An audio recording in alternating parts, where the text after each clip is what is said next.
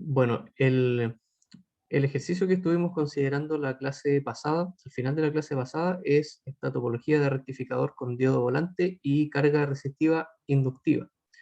La diferencia que tiene con la topología que habíamos visto y donde obtuvimos las expresiones matemáticas de la carga y la descarga del inductor y los distintos tramos de operación, es que en este caso se menciona que la carga es de tipo altamente inductivo. Entonces, eso es lo que vamos a revisar hoy día con mayor detalle. Vamos a hacer el trabajo teórico de resolver este ejercicio y obtener los resultados numéricos, y luego espero que ustedes puedan validar lo que hicimos acá utilizando la simulación. Entonces, el primer punto que me gustaría abordar con respecto a este ejercicio es el concepto de una carga altamente inductiva. En general, una carga altamente inductiva se puede asumir o entender conceptualmente como una inductancia que es extremadamente grande. Esto es una exageración, decir que una inductancia tiende a infinito claramente es algo imposible, pero desde el punto de vista del efecto que tiene una inductancia muy grande en la carga de este rectificador, ¿cuál sería el efecto que podemos esperar desde el punto de vista de la corriente? ¿Alguien me puede decir qué efecto tendría la presencia de un inductor muy grande en la carga de un rectificador como este?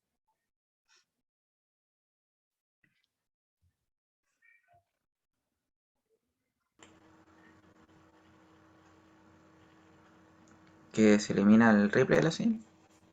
Exactamente. Se hace más suave. Ujú. Cuando vimos la presencia de un inductor en serie con una resistencia en la carga, nos dimos cuenta de que inducía una cierta inercia a la forma de onda de la corriente, en lugar de seguir perfectamente la forma de onda del voltaje como lo hace una carga resistiva. La presencia del inductor hace que la corriente cambie más lentamente. Eso tiene que ver con el voltaje en el inductor, que depende de la tasa de cambio de la corriente. Entonces, si empezamos a aumentar el tamaño de la inductancia, lo que podemos esperar es que este efecto filtrante o efecto de una cierta inercia a la corriente sea cada vez más grande, hasta que el inductor, por su tamaño, impida cualquier cambio en la corriente. Y eso nos lleva a la conclusión de que en la presencia de una carga altamente inductiva, la corriente en la carga o la corriente a través del inductor debería ser siempre constante. Ese es el fundamento teórico o la condición que nosotros vamos a asumir cuando hablamos de una carga altamente inductiva. Una corriente sin componente alterna, es decir, perfectamente continua e ininterrumpida a través de la inductancia. Pero ahora vamos a ver cómo hacer compatible esta suposición teórica con algo como la simulación. ¿Cómo podríamos nosotros representar de una manera más o menos realista una inductancia de gran tamaño? Y para eso vamos a pensar por un momento cómo sería la característica de la impedancia en la carga si es que la única componente importante de ella o la que domine sobre la dinámica de la corriente fuera solo la inductancia. ¿Qué característica de la impedancia podemos utilizar para representar ese efecto altamente inductivo?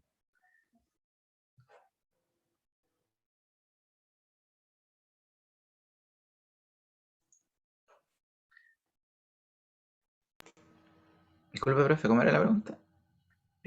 Pensemos en la impedancia de la carga.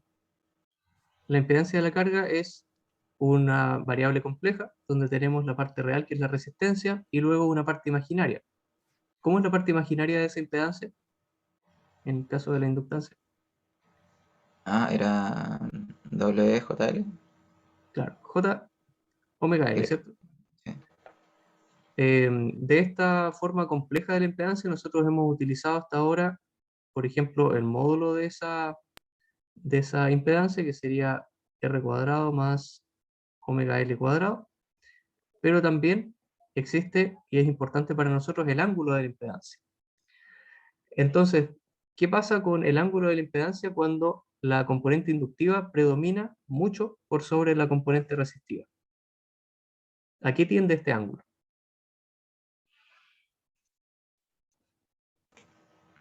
A 90, ¿no? A 90 grados, ¿cierto? porque una carga puramente inductiva debería tener un retraso de la corriente con respecto al voltaje de 90 grados o pi medios radianes. Esta sería una carga inductiva pura. Inductiva pura. Ahora, lo que vamos a hacer nosotros para poder tener una aproximación en la simulación a esta situación que estamos planteando de una carga donde la inductancia domina sobre la resistencia, es asumir, porque si nosotros quisiéramos obtener un ángulo exactamente de pi medios, para eso, recuerden que el ángulo de la carga se puede calcular como la tangente a la menos 1 de omega L sobre R, ¿verdad? ¿Qué valor de inductancia tendríamos que tener para poder tener este efecto de una carga inductiva pura?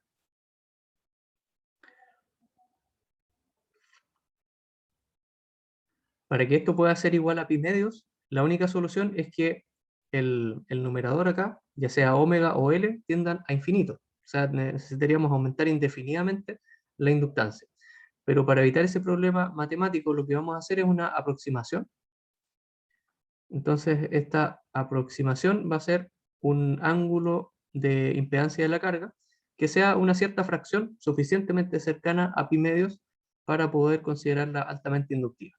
Así que vamos a asumir en esta aproximación 0,95 por pi medios. Ese va a ser nuestro ángulo de la carga que vamos a diseñar para poder representar en el simulador una carga altamente inductiva. Y esto sabemos que es la tangente a la menos 1 de omega L sobre R. Así que lo que les quiero pedir ahora es que a partir de esta expresión que tenemos acá, poder calcular cuál es el valor de diseño que le vamos a dar a nuestra inductancia, considerando que acá tenemos en nuestra carga una resistencia de 4 ohm y tenemos una frecuencia de alimentación de 60 Hz. ¿Cuál es el valor de la inductancia que vamos a utilizar?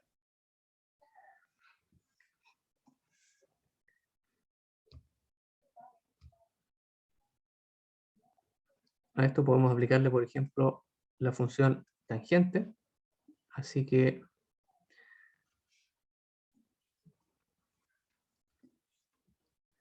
tendríamos algo como 0,95 por pi medios. La tangente de esto es igual a omega L sobre R. Así que L lo podríamos diseñar como R sobre omega por la tangente de 0,95 por pi medios. ¿Qué valor nos da esto?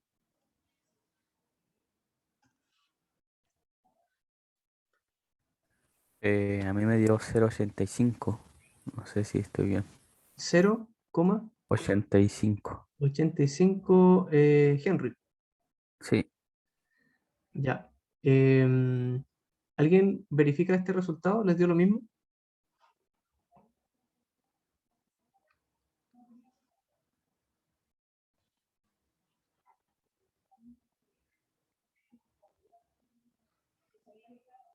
Recordemos que omega es 2pi por f.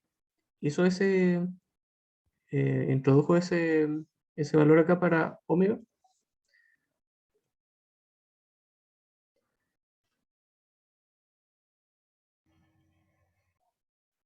Medio distinto. ¿Cuánto le dio Luis? Más bajo 0.13. 0.134 o 5. Ya. Sí, es que me parece un poquito alto Ah, sí, sí. el 0,85, así que puede que haya quizás un error numérico acá. Hay que acordarse también de trabajar en radianes en la calculadora. Ahí puse pi, pero esto es Henrys. Ya, entonces, no sé si alguien puede sacarnos de este empate. Sí, No, si lo hice de profe, nuevo, está bien. A mí Ya, me dio sí, 0.13 igual. Ah, ya. 0.13.4. 0.1348. Ya, perfecto. Entonces, aquí tenemos ya el valor de diseño de nuestro inductor que vamos a utilizar más adelante en verificar los resultados teóricos que vamos a obtener con la carga altamente inductiva. Así que anoten por favor ese valor, son 134 milihenry, que es un valor, por lo menos, no es que sea usual, depende de la potencia obviamente, el tamaño, pero es una inductancia que podríamos llegar a encontrar en la práctica, o que por lo menos nos sirve para poder visualizar las formas de onda de manera aproximada en el simulador. Así que lo que vamos a hacer ahora es dedicarnos a la parte teórica de esto y luego contrastar los resultados. Así que para resolver este problema, en primer lugar vamos a graficar las formas de onda involucradas, por ejemplo, el voltaje como función de omega t. ¿Cómo va a ser la forma de onda del voltaje en este tipo de rectificador? A partir de omega t igual 0, ¿qué valor de la forma de onda tenemos acá? Partimos en 0, partimos conectados a la fuente de alimentación. En otras palabras, ¿cuáles son los estados de activación de nuestros interruptores en el primer tramo? Se supone que conduce de una. D1 conduce y el diodo volante No. está en bloqueo. Entonces, en ese caso, como el diodo volante está en bloqueo y el diodo 1 conduce, vamos a tener nuestra carga conectada en paralelo a la fuente de alimentación. Así que nuestro voltaje debería ser este en la carga, la sinusoide de la fuente de alimentación. ¿Qué pasa cuando llegamos a omega t igual pi? De uno pasa a estado de bloqueo. Exactamente, porque al invertirse la polaridad en la fuente, entra en conducción el diodo volante y se bloquea el diodo 1. Así que aquí pasamos a diodo 1 apagado y diodo volante encendido. Y eso nos lleva, ya que el diodo volante se activa, queda la carga cortocircuitada, así que nuestro voltaje permanece en 0 hasta el siguiente ciclo. Y ahí tenemos la forma de onda del voltaje. Ahora, ¿qué pasa con respecto a la corriente?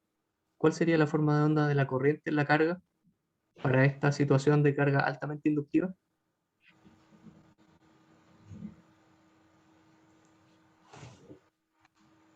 Mm, ¿Y se mantiene constante? Exactamente. Esa es la condición que habíamos supuesto para carga altamente inductiva y aquí tenemos que reconocer que las formas de onda que vamos a trabajar son en estado estacionario. Cuando las cargas son altamente inductivas, ya habíamos mencionado que le da una cierta inercia a la corriente, entonces vamos a tener algo como esto, una pequeña elevación de la corriente que luego, bueno, aquí posiblemente en esta topología va a tomar mucho tiempo en lograr elevarse, va a seguir elevándose, elevándose, hasta que en algún momento nuestra forma de onda va a converger a un valor constante. Y en ese momento, cuando la corriente se vuelve periódica, cuando deja de haber incrementos en la corriente, sino que se mantiene completamente estacionaria, es el momento en el que vamos a hacer nuestro análisis.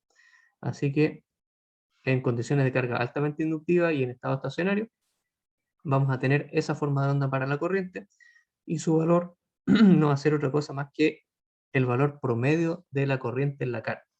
Ese es el nivel en el cual se establece nuestra corriente. Ya. Ahora, con respecto a las formas de onda de los diodos, el diodo 1 y el diodo volante, las podemos graficar acá en este eje inferior. Sabemos que la corriente se conmuta, ¿cierto? Lo vimos en el análisis del circuito de la clase anterior. En una parte del ciclo, entre 0 y pi, toda la corriente de la carga va a circular por D1, y cuando se apaga D1 y se enciende el diodo volante, toda la corriente de la carga va a empezar a circular por el diodo volante. Así que eso lo podemos representar dibujando en primer lugar un nivel de corriente constante, que sería para nuestro diodo 1, y en la segunda parte del ciclo va a tener un valor 0, y en el caso del diodo volante va a ser al revés, parte en un nivel 0, y luego cuando ocurre la conmutación recibe toda la corriente que circulaba por la carga. Entonces, esta forma de onda es la que grafica, por una parte, la forma de onda de la corriente a través del diodo 1 y por otro lado la forma de onda de la corriente en el diodo volante. Y con este análisis que hemos realizado hasta acá, tenemos las formas de onda tanto del voltaje en la carga como la corriente en la carga y las corrientes en cada uno de los diodos. Y estamos en condiciones de hacer los cálculos de potencia que se nos pide.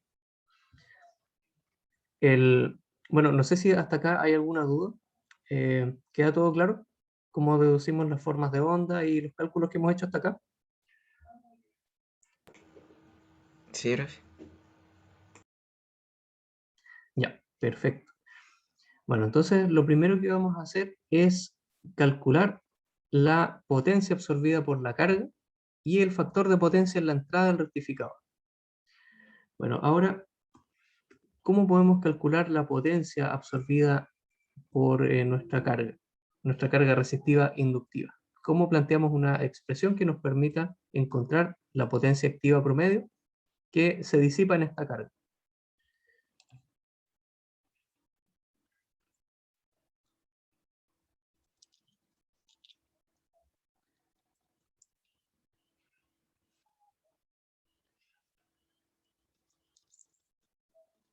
¿Alguna idea de cómo plantear este cálculo? Sería 1/2pi por la integral de B0 A y ver, el I0. 1 sobre 2pi por una integral Sí, ¿de de qué cosa? 0 a 2pi. De la potencia instantánea, ¿cierto? Mm, Y la potencia instantánea es el voltaje instantáneo en la carga multiplicado por la corriente instantánea en la carga, que en este caso es una corriente constante. Y el intervalo de integración debería ser entre 0 y 2pi para cumplir con el periodo completo, pero como sabemos que en la mitad del ciclo el voltaje se hace cero, no puede haber disipación de potencia en ese tramo, así que sería solo entre 0 y pi. ¿Mm? Y acá nos queda, por supuesto, de omega t. Bueno, esta expresión que tenemos acá va a funcionar perfectamente y podríamos, sin mucha dificultad, ya que la corriente es constante, calcular la potencia activa promedio. Pero quiero que veamos el cálculo de otra forma. ¿Cómo se calcula en general la potencia activa promedio que se disipa en esta carga usando el concepto de los valores efectivos, de los valores RMS de voltaje y corriente? Entonces sería el B por I, ¿o no? Puede ser V por I, pero ¿Lo aquí es donde podemos quiero... cambiar? ¿Sí? O sea, que Lo- podríamos cambiar el B para dejar la resistencia, dejarlo por corriente como la corriente es promedio. claro, podríamos hacer, por ejemplo, voltaje RMS en la carga multiplicado por la corriente RMS en la carga. Eso nos obligaría a calcular el valor efectivo de esta forma de onda. O podríamos manipular algebraicamente esa fórmula para calcular la potencia que se disipa en la carga en función de la corriente y de la resistencia. Y aquí es Claro. donde quiero recordar algo que demostramos la clase pasada, y es que en un sistema con corrientes periódicas, la potencia activa promedio que disipa un inductor siempre va a ser cero, Ah, independiente de que sea un caso como este, donde claramente hay un periodo acá, o sea, una corriente que es constante, es por definición periódica también, pero si tuviera algún tipo de oscilación, pero esta corriente fuera periódica, también se cumple que la potencia activa promedio que disipa el inductor es igual a cero. Entonces eso nos lleva a la conclusión práctica de que toda la potencia que se disipa en esta carga se hace a nivel de la resistencia. Y gracias a eso podemos plantear esta fórmula de disipación de potencia como el producto de solo la resistencia, olvidándonos que existe la inductancia, por la corriente RMS en la carga. ¿Sí? Eso simplifica el cálculo en gran medida.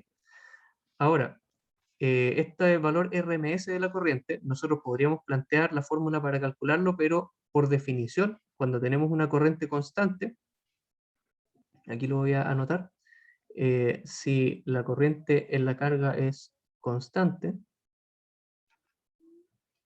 eso implica necesariamente que la corriente RMS es igual al valor promedio de la corriente. Aquí lo voy a anotar con una mejor simbología, de esa forma. Entonces, esto nos simplifica las cosas porque solo tenemos que conocer el valor promedio de la corriente para poder calcular la potencia disipada. Ojo que esto solamente es válido si es que la corriente es constante. Por eso es que el asumir una carga altamente inductiva, o de alguna manera decir que las oscilaciones que se presentan acá son suficientemente pequeñas, nos ayuda a hacer estos cálculos rápidos y a simplificar toda la operatoria. Así que este problema de cálculo de potencia ahora se traduce en el cálculo de la corriente promedio. ¿Cómo calculamos la Profe, corriente promedio? ¿Sí? ahí en la potencia el I0 Ah, RMS y al cuadrado, ¿cierto? tiene toda la razón. Sí, Mm. ahora sí está correcto. Es la corriente RMS al cuadrado. Ahora, para lograr evaluar esa expresión necesitamos conocer el valor promedio de la corriente en la carga. ¿Cómo podemos hacer ese cálculo? ¿Cómo saber el valor en el nivel que alcanza esta corriente continua en la carga?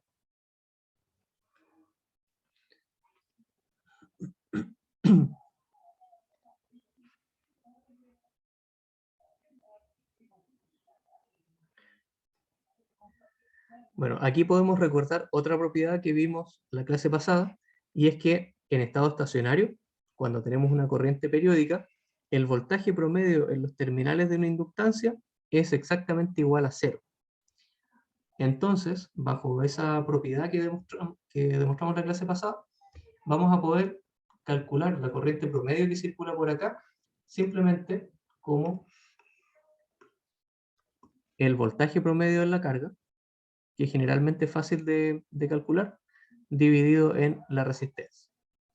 Y esto es válido, nuevamente, dado que el voltaje promedio en los terminales, entre los terminales de la inductancia es igual a cero. Así que solo deberíamos encontrar el valor promedio del voltaje, dividirlo por la resistencia, y eso nos va a dar el nivel en torno al cual oscila nuestra corriente, si es que hay oscilaciones, o en este caso ideal, el nivel continuo que alcanza la corriente en la carga. ¿Se entiende esta parte? ¿Hay alguna duda?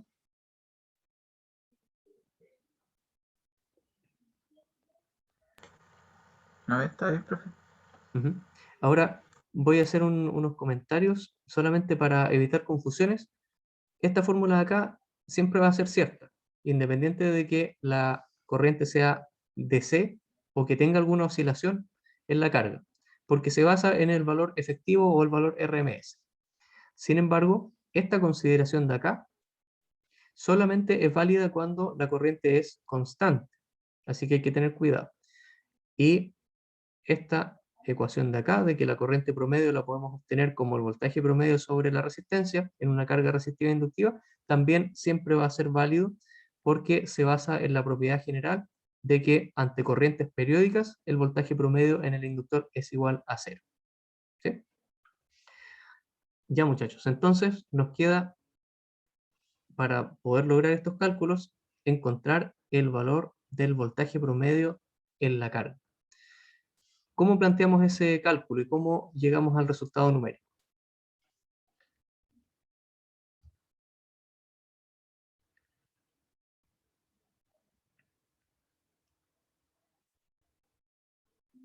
Aquí tenemos la forma de onda del voltaje. Entonces, ¿cómo determinamos su valor promedio?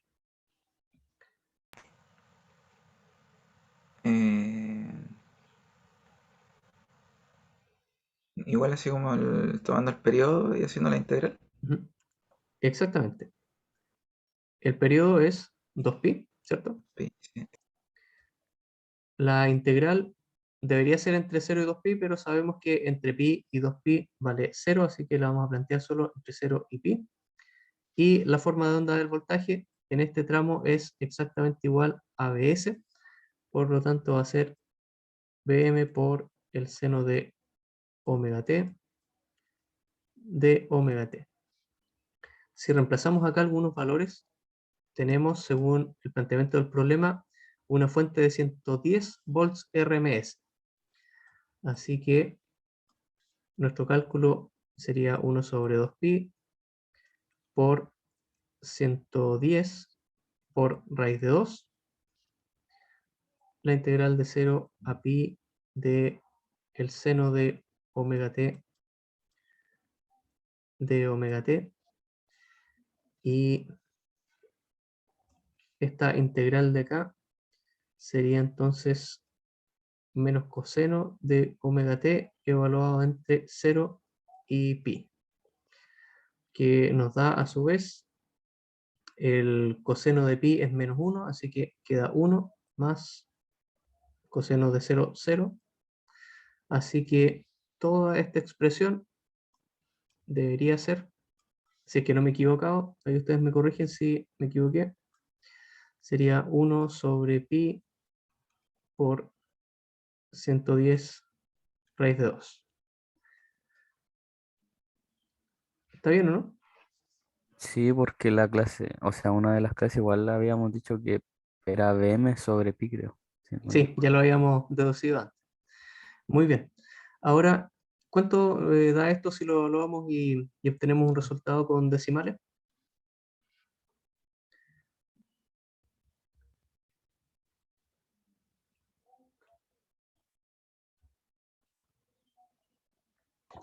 Veintinueve punto cinco. 49. Punto cinco. Ya, perfecto. Bueno, aquí tenemos nuestro voltaje promedio entonces calculado en la carga. Utilizando eso podemos evaluar la corriente promedio y en base a la corriente promedio podemos hacer el cálculo de potencia. Así que les pido por favor que utilizando un valor de resistencia de 4 ohm, hagamos este cálculo de potencia. ¿Cuánto es, en primer lugar, la corriente promedio?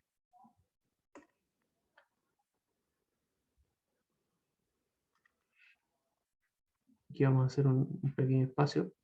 ¿Cuánto da numéricamente la corriente promedio en este problema?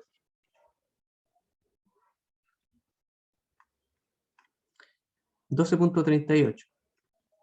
A ver, muchas gracias, Daniela. 12.38 amperes. ¿Y la potencia activa promedio?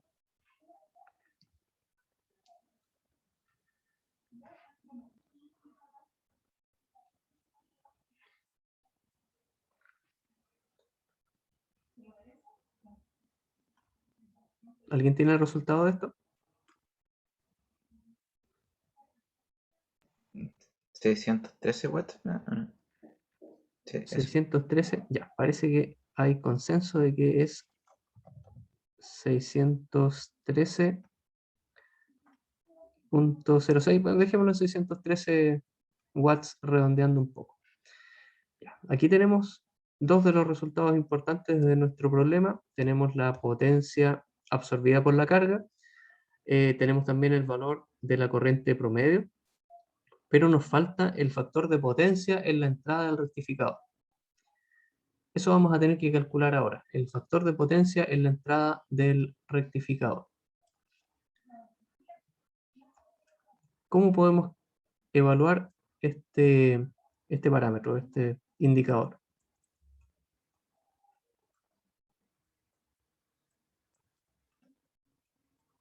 ¿Cómo se calcula?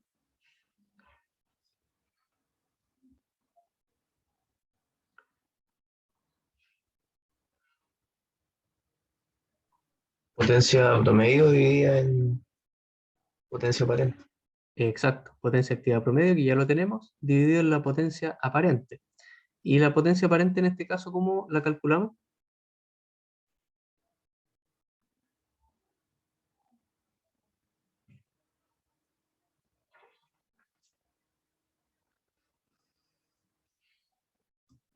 en este sistema que tenemos acá, ¿cómo se calcula la potencia aparente en la entrada?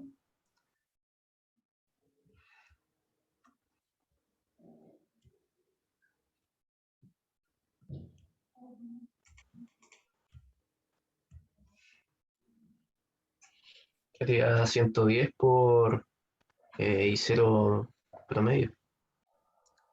A ver, más o menos, más o menos. Acá tenemos una fuente de alimentación, ¿cierto? Conocemos su valor RMS y también necesitamos saber cuál es el valor RMS de la corriente que circula por esa fuente, porque la potencia promedio está dada, perdón, la potencia aparente está dada por el valor RMS de la fuente multiplicado por el valor RMS de la corriente que circula por esa fuente o que es entregada por esa fuente. La corriente promedio tiene algo que ver, pero si nos damos cuenta acá en este circuito, la forma de onda de la corriente que entrega la fuente de alimentación no es exactamente igual a la forma de onda de la corriente en la carga, sino que es igual a la forma de onda de la corriente en el diodo 1, que es esta de acá. Esta es la forma de onda de la corriente que tenemos acá en la fuente. Así que lo que debemos hacer es encontrar el valor RMS o el valor efectivo de esta corriente, la corriente a través del diodo 1 que coincide con la corriente en la fuente. Así que vamos a hacer ese cálculo para poder encontrar la potencia aparente. En este circuito, ese RMS es igual a la corriente a través del diodo 1 en valor RMS, y eso es igual a ¿qué cosa? ¿Cómo calculamos esa corriente RMS a través del diodo 1?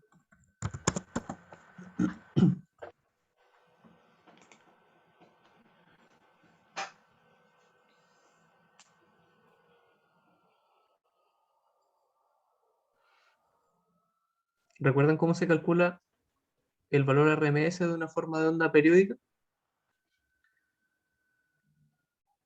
Eh, Era con la raíz del... ¿no? La raíz, ¿cierto? ¿Cuál Del, lado? Lo habíamos calculado. ¿cómo? Yo creo que igual lo habíamos hecho en una clase. Em, Era el valor peak por la raíz de K, la ah, función del ciclo de trabajo. sí puede ser. Y en este caso el ciclo de trabajo es... No, creo que nos conviene más, en vez de tratar de usar ese resultado que estaba pensado para otro sistema, eh, volver a plantearlo. Por último, nos sirve de recordatorio.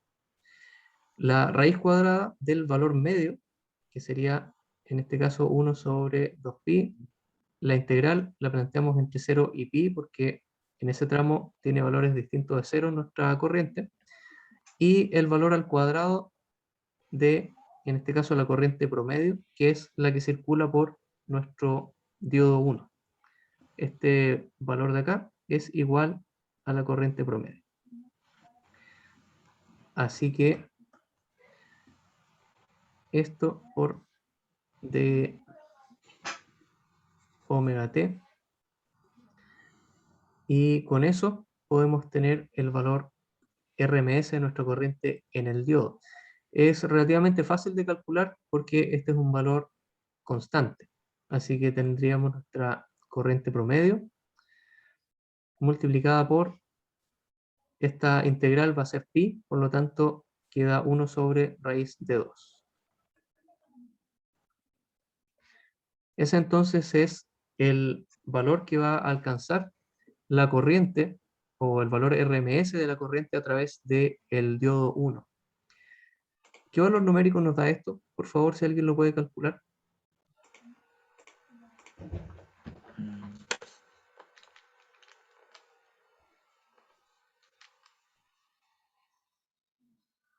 8.75 amperes. 8.75 amperes. Ahora, el hecho de poder utilizar el mismo resultado anterior, yo creo que sí se puede. pero nos habría obligado a hacer algunos cálculos intermedios, por ejemplo, ver cómo se relaciona el ciclo de trabajo con la variable, y me pareció que era más indirecto, un poco más enredado que hacerlo simplemente utilizando la definición. Pero creo que se podría llegar a lo mismo. Y con esto, ahora que ya tenemos el valor RMS de la corriente en la fuente, podemos determinar el valor de la potencia activa promedio. Daniela dice, me perdí, ¿cómo llegamos a eso? Al valor RMS de la corriente del diodo, este cálculo de acá. Ya. Ahí utilizamos directamente la definición de cómo se calcula un valor RMS. El valor RMS de cualquier función, por ejemplo, una variable x de t, por así decirlo, en valor RMS va a ser la raíz del valor promedio, es decir, 1 sobre el periodo, la integral en todo el periodo de esa función, x de t, elevada al cuadrado. Esa es la forma en que se calculan todos los valores RMS o valores efectivos. Entonces acá teníamos un periodo 2π. La forma de onda que estamos analizando es esta forma de onda en color azul, que es la del diodo 1, que solamente tiene un valor distinto de 0 entre 0 y π. Por eso es que la integral quedó limitada entre 0 y π. Y además sabemos que la amplitud que tiene esa corriente del diodo 1 es igual a la corriente promedio. Así que ese es el valor constante que vamos a elevar al cuadrado para poder calcular nuestro valor RMS. Y aquí simplemente, como este es un valor constante, lo podemos sacar de la integral y a la vez sacarlo de la raíz. Y al hacer esta integral, que va a quedar solo la integral de 0 a pi de d omega t, que es el ángulo, nos queda todo esto evaluado, al evaluarlo nos da pi, que se cancela con este pi de acá abajo y deja 1 sobre raíz de 2 como el resultado. Eso, no sé si ahí se entiende mejor o hay alguna parte distinta que pueda explicar de nuevo. Ya, perfecto. Ok. Ya, entonces tenemos este valor RMS y con eso estamos en condiciones de calcular el valor de nuestra potencia aparente. Ya sabemos que la potencia activa promedio era 613 watts y la potencia activa, perdón, la potencia aparente sería el voltaje de la fuente RMS, que son 110 volts RMS por los datos del problema, multiplicados por lo que acabamos de encontrar acá, 8.75 amperes. Ya. ¿Qué unidades se utilizan para la potencia aparente?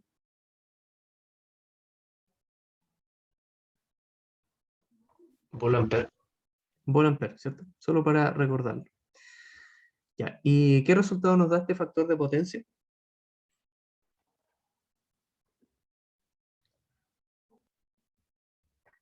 Cero 0,637 o 0,63. 64%. Ya. Sí, aproximado podría ser 0,64, pero dejémoslo ahí, 0,637. Ya, muchachos. Entonces, bueno, claramente tenemos un factor de potencia bajo, producto de las formas de onda que tenemos acá en la corriente entregada por la fuente, que claramente no es sinusoidal, sino que tiene una gran cantidad de distorsión y por lo tanto eso afecta al factor de potencia.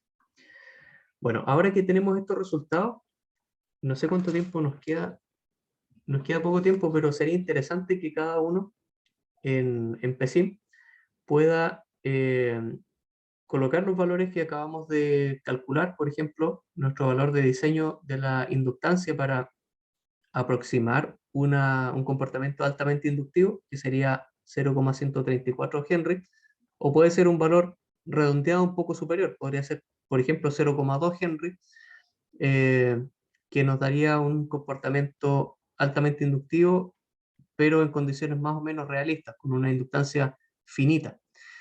Y la idea es que puedan implementar en PESIM esto y evaluar o verificar que cada uno de los resultados que acabamos de obtener es acertado. Esa es la actividad que vamos a hacer en el resto de lo que nos queda de clase. ¿Alguien tiene alguna duda?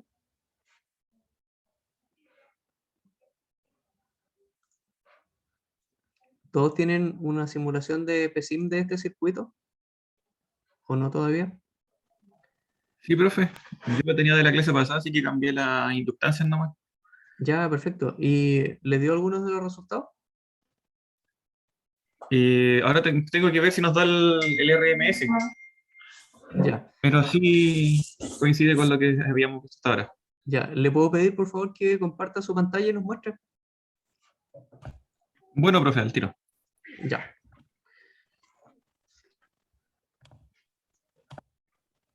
Dice, usted no puede iniciar la función de compartir pantallas mientras otro participante está Ah, compartiendo. tiene razón. Vamos a descompartir. Ya, ahora sí.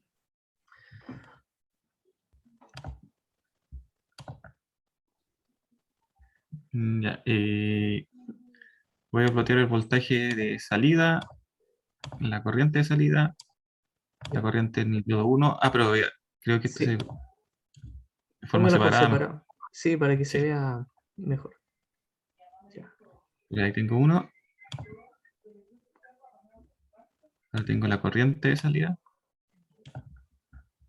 Ajá. Ah, ahí se ve el efecto que yo les mencionaba al principio, que cuando la carga es altamente inductiva, a la corriente le cuesta un cierto intervalo de tiempo llegar a establecerse en su valor estacionario.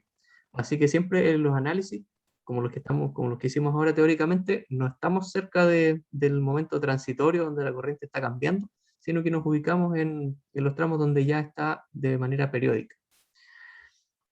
Ya, aquí para poder analizar bien es bueno ver unos 2 o 3 ciclos, nada más que eso. Así que puede sí, reducir un poquito la pantalla. En estado estacionario, ¿cierto? Exacto. 0,5, yo creo que hay hasta 0,7 podría ser. Ujú, claro.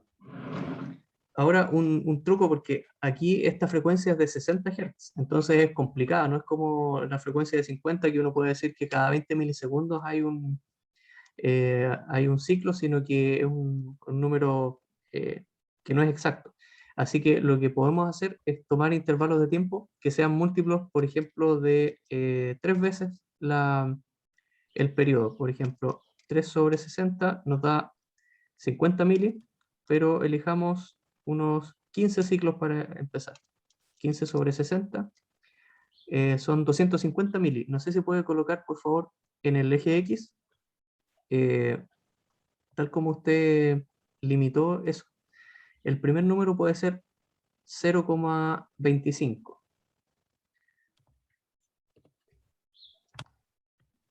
Y el segundo, pongámosle, por ejemplo, 18, que sería 0,3. Y eso nos da una cantidad entera de ciclos de una frecuencia de 60 Hz. Ahí está, tenemos 3 ciclos completos.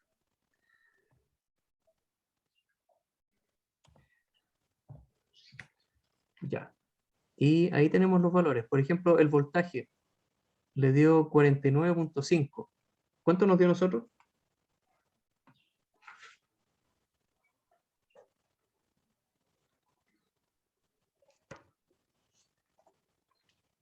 Y lo mismo. ¿Nos dio lo mismo? Ya, perfecto. La Sí. corriente promedio. Aquí tenemos 12,37. Y a nosotros nos dio 12,38. Estamos excelente. Súper bien. El valor RMS de la corriente en la fuente no la midió, pero es la misma que la corriente de 1. Y nosotros calculamos 8,75. Y acá tenemos 8,84. ¿Sí? Está dentro de un margen más o menos estrecho. ¿Qué otra cosa? La potencia y el factor de potencia. Eso sería importante verificarlo. ¿Puede hacer el cálculo de potencia, por favor?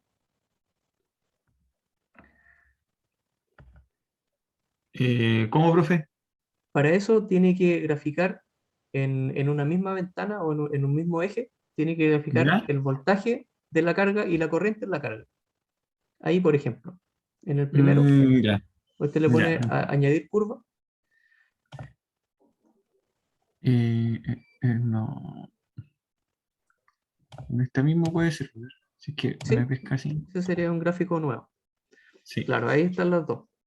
Y ahí puede tener el factor de potencia.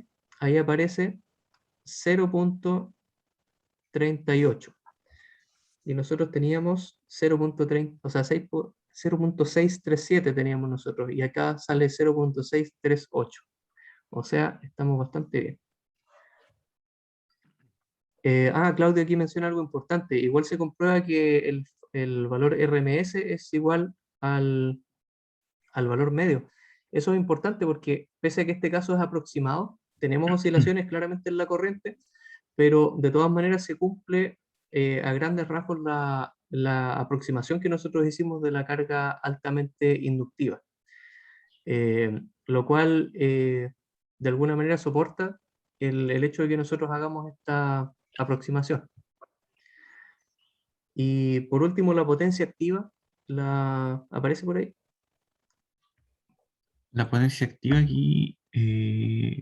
Pureta Live. Ahí estamos. Salió 617 watts. Y nosotros habíamos calculado, ¿qué habíamos calculado de potencia activa? 613. Estamos ahí, dentro del rango. Ujú. Sí, súper bien. Parece que logramos el objetivo de validar los resultados de nuestro cálculo teórico utilizando el simulador. Muchas gracias por el trabajo en el simulador, Gabriel. Se lució. Salió todo súper bien. No sé si alguien Ya, tiene profe. alguna pregunta, alguna duda con respecto a esto. No, profe. ¿Todo bien? ¿A todos les está funcionando el simulador en este momento o todavía falta instalar o hay algún problema con las licencias? No, profe, yo por mi parte lo tengo listo. Y Ujú. estoy simulando. Ya, perfecto. Yo creo que es importante que vayan desarrollando esta habilidad, se podría decir, o el manejo del simulador para validar los resultados teóricos, porque la evaluación en la que estoy pensando para la primera prueba va a tener las dos partes. Un circuito, el análisis teórico, la resolución de las ecuaciones, por ejemplo. Yo les puedo pedir que resuelvan la ecuación diferencial que describa la corriente en un circuito y luego que la evalúen en un cierto instante de tiempo o en un cierto valor de ángulo que es equivalente. Y en función de eso que lo comparen con lo que da el simulador. Entonces la idea es poder saber cómo se obtienen estas curvas, cómo se obtienen estos resultados y que puedan ejercitarse en la validación de los cálculos teóricos. ¿Ya? Así que si quieren pueden ir coleccionando las distintas topologías que hemos visto, tener las listas ya en PSIM, probadas y todo, y en el momento de la prueba yo les voy a dar los parámetros de eso, ustedes van a hacer el análisis teórico y van a validar en el simulador que eso funcione. ¿Sí? No, profe. Ya muchachos. Bueno, ya puede dejar de compartir, Gabriel, estamos listos. Profe. Ya muchachos, no sé si alguien tiene alguna duda, alguna pregunta. Profe, yo le quería robar 5 minutos si es que tiene tiempo. Sí, Pero ¿cómo no? después de la clase. Claro, no hay problema con eso. Gracias. ¿Y alguna otra pregunta?